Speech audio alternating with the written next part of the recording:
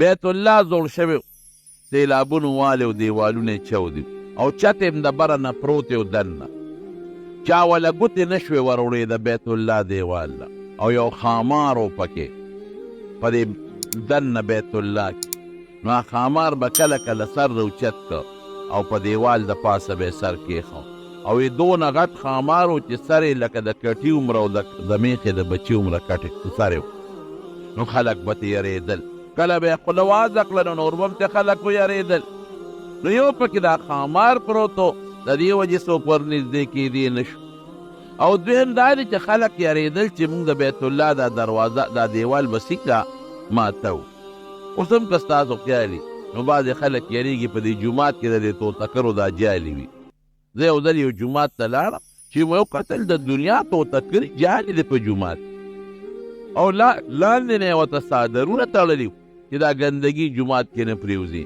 او چنګ چونګ به یې کوم مې دا ولې وی دا جي دا توتکرې دي په دې جومات کې دا څادرې مغې ته تړلي دي نو مې ولې دا د جومات نه جالې لر کوې ولې نه یاره جي وی دا خو زبرګان مارغان دي که مې دې روجي د میاشت کې نیسي چې دا زبرګان دي او کم دغه کې غار کې چیلې ایستلي چې دا زبرګان مرغۍ ته ګوره او زبرګۍ ته ګوره هره مرغۍ د خدای نوم اخلي د خدای یاد ساتي نو جومات هم ککړ کړی دی چنګ چونګ دی تاسو به مس کوئ که د دې چنګ چونګ ته به هم غوږ ایښولی او غول دی په جومات کې غول بین نه کوي جومات به پام یې چېرته کور کې مو د داسې څیزونه اویزان کړي چې جومات کې ورته اویزان دی یاره جي وي مونږ خو یارېږو دی له ګوتې نه شو وروړی مې ماله ډاګه راوړی چې دې ته راوغورځوم دې کې څه یاره راغله دا شیطان انسان ته وسوسې خپل کور کې څوک د توتکرو جالې نه پرېږدي او نه په خپله حجره کې څوک د توتکرو جالې پرېږدي داسې ده که نه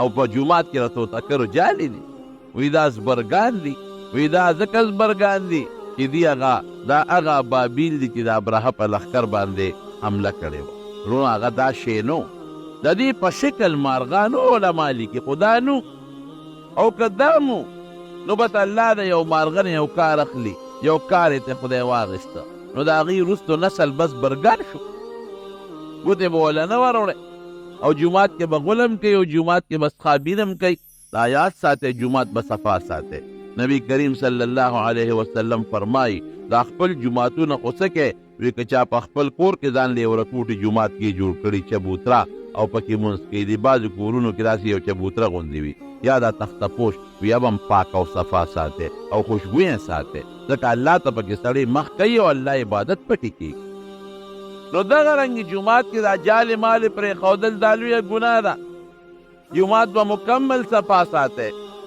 نو د بعضې سړي لاس نه ورځوي سره پیښ نه شي هېڅ نه پېښېږي د شریعت مطابق کار کوه لکې شکونه او وسوسې مه اچوه دا شیطان وسوسې اچوي نو خلکو بیت الله دیوال له ګوتې نه شوې وروړې یاره دا دیوال کروانه نو هسې نه څه نقصان راته پېښ نه شي نو بعضې خلک و هغې راغونډ شي هغې وی دا د خدای کور روان شوی دی دا مونږ روانو نو مونږ خو یې د بېعزتۍ په خیال نه روانو مونږ خو یې په دې خیال روانو چې واپس یې جوړو نو په ټولو قومونو باندې څه حصه مقرر کړه یو دیوال به دا قوم وی بل دیوال به دا بل قوم وی د بل دیوال خرچه به دا بل قوم برداشت کوي د بل دیوال خرچه به دا بل قوم برداشت کوي او اتفاقا په جده کې یو بحري جز و هغه غرق شوی و نو دی لاړل د مکې قریش د هغې هغه تختې یې راوړلې او د هغې هغه سیخونه او زنځیرونه یې راوړل ویده دا به وله په چت باندې ولګو او بیا دا فیصله وکړه وی صرف حلال مال به پې لګو حرام مال به پکې نه لګو په دې اتفاق وکړه بیا د چا ګوتې نه ورتلې او هغه خامار سره الله یو چل وکړه یو ځل یې دقسې سر راوچت کړی او په دیوال د پاسه یې ښودی د دریاب یو لویه مرغۍ راله عقاب شان غټه مرغۍ وه او راغوټی کړی دا خامار یې په مخوک او په پنجه کې ونیوه اوچت یې کړه خلکو ورته کتل او هغه دی هغه خامار یې یوړه خامار یې یوړه خامار یې یوړه هغه یرم د خلکو د زړه نه خدای پاک اوچته بیا د چا لاس نه ورته دا دیوال به څوک روانوي نو یو کس پکې راغی او دا ګینتري یې راوړله او دیوال یې راوبروله وی دا خو موږ د بېعزتۍ په خیال نه روانو دا خو دې له روانو چې دوباره یې جوړو نو بس بیا قریش یو یو راته بیت الله مکمل روان لاندې بنیادونو ته ورسېده داسې بنیاد ته ورسېدل چې کوم د ابراهیم علیه السلام د زمانې بنیادونه. نو تاریخ لیکي وی چې هغې له ورسېدل هغه د اوښ عمره غټې غټې تیږې وې، د اوښان عمره. نو یو کافر هغه چې هغه خپله کودال اوچت که او هغې له راوبرو، نو هغې یو برېښنا وکړه او په ټوله مکه کې زلزله راله، وجلقېد. هلکه وي دې نه به نور بنیادونه لاندې نه بوځو. بعد د دې مطلب دا دی چې به دې د پاسه به اوس مونږ دیوال راتاوو. نو شروع یې پې وکړو. نو حجر اسود چې د ځمکې نه تقریبا 4 فوټه او 100 انچه اوچت دی چې هغې له راورسېده. نو به حجر اسود پکې ږدي. نو د یو قوم مشر وی زه به ږدم، د بل قوم مشر وی زه به ږدم، د بل قوم مشر وی زه به ږدم. جګړه جوړه شوه. نو دا خو قبایلي خلک و، زورور و. نو وینې یې راوړلې. د هغې سخت قسم به ده چې په وینه کې به یې لاس ګندک.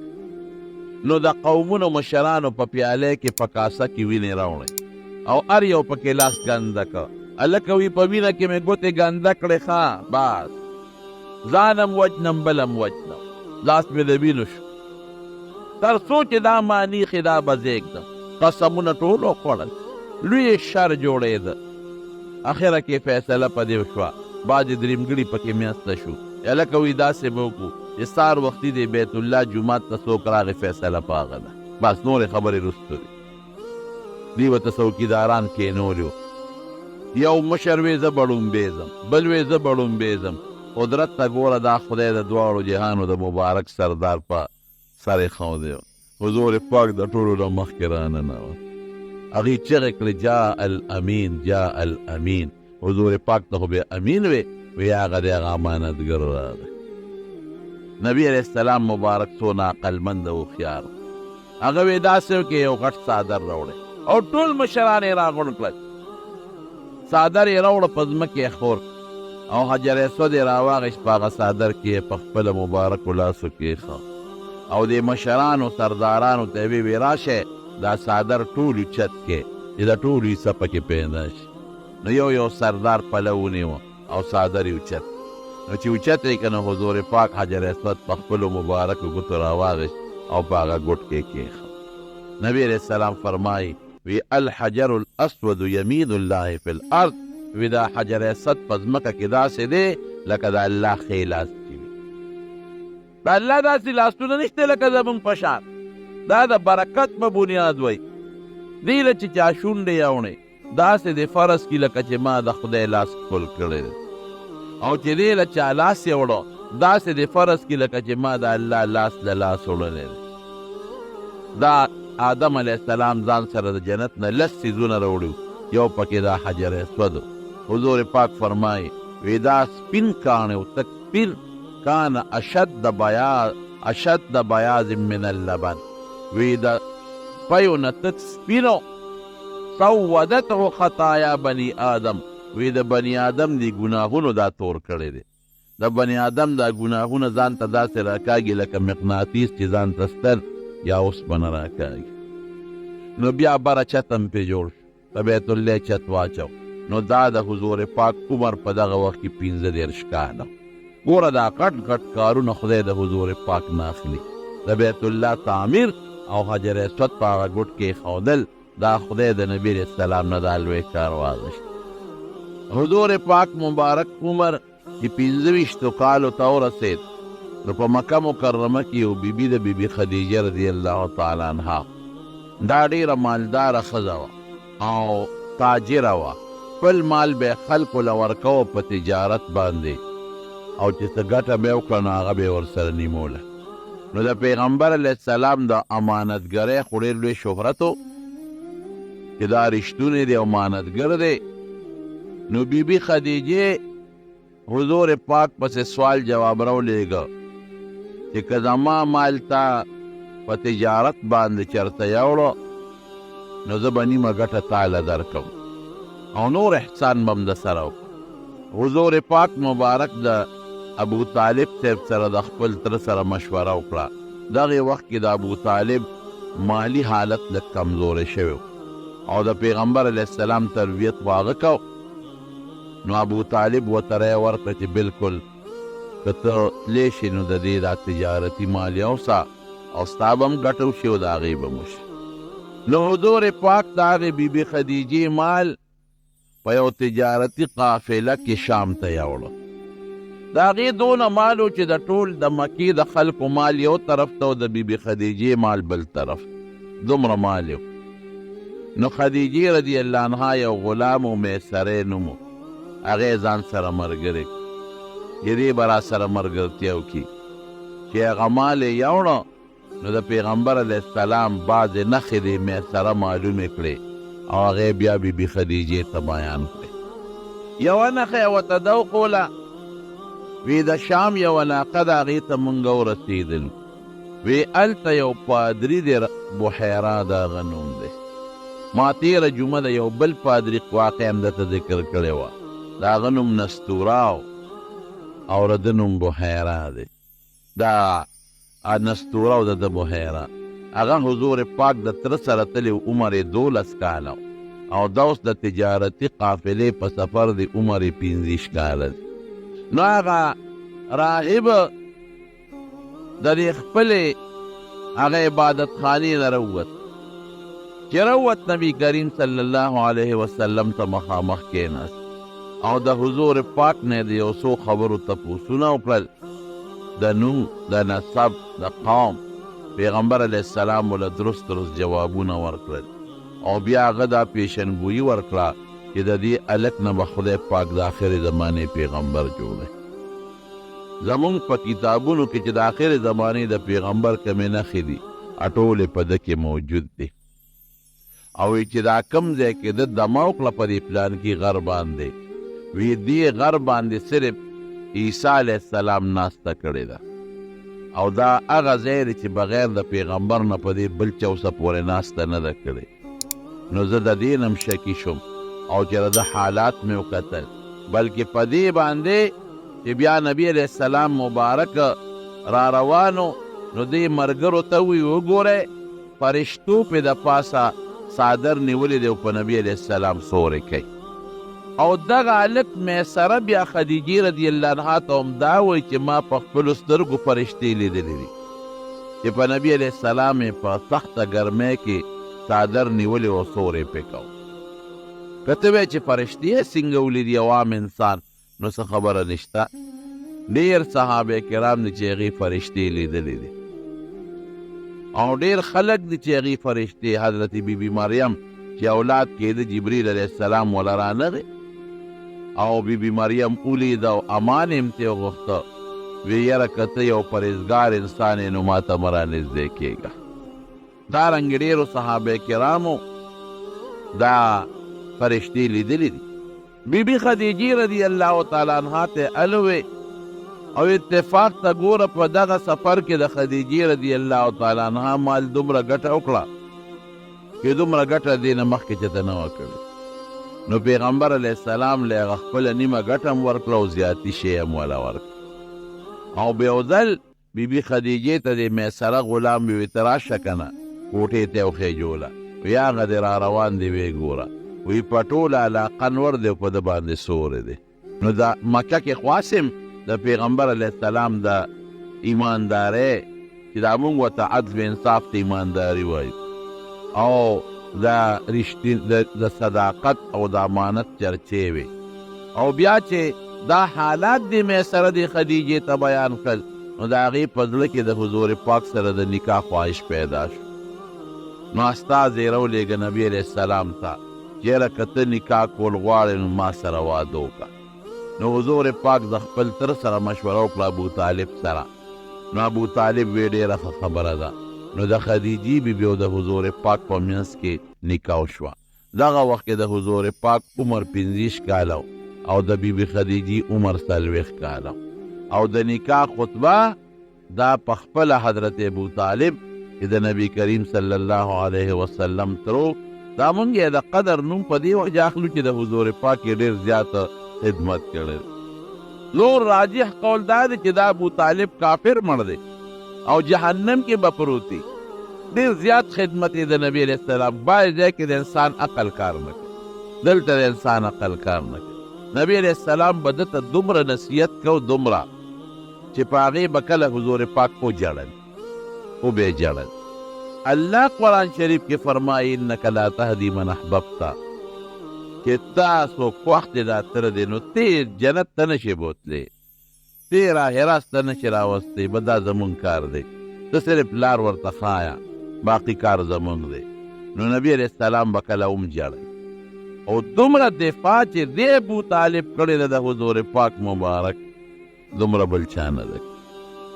نو حضور پاک فرمایي وی ابو طالب دی به په جهنم کې پروت دی، کافر مړ دی، او زما د وجې نه به د عذاب لږ کمي، د ده سپلی به د اور پخپو وي، د اور سپلی، لیکن هغې کې به دومره ته وي چې یغلا منهما دماغه مازغه به یې خوټ کېږي.